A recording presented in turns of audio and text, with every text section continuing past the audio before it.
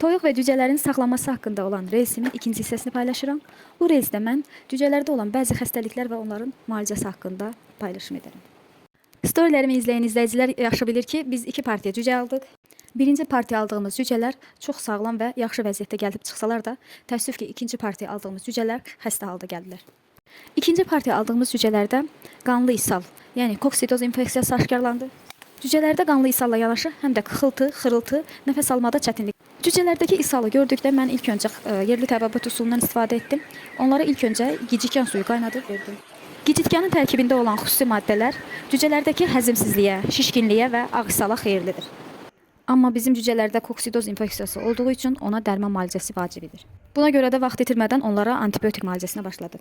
Bunun üçün Baytarlıq aptekindən aldığımız antibiotiklərlə Amprilium və Oksivet adlı oksitetraskilin tərkibli dərmanlardan qarışım hazırladıq. Qarışımın hazırlanma usulunu videonun alt mətnində yazacağım.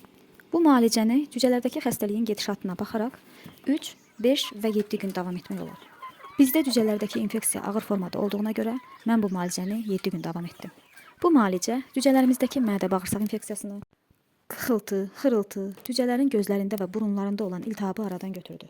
Bundan əlavə olaraq cücələrinizi hər hansı bir parazitar və infeksion xəstəlikdən qorumaq istəyirsinizsə, həftədə 1 və ya 2 dəfə cücələrə sirkəli su hazırlayıb verə bilərsiniz. Əgər cücələrinizdə hər hansı bir ishal, infeksiyon, mədə-bağırsaq infeksiyası yoxdursa, sadəcə xırıltı varsa, bu vaxt sadə nanə cöhər damlası ilə su qarışımını hazırlayıb cücələrə verib bu xırıltını aradan götürə bilərsiniz.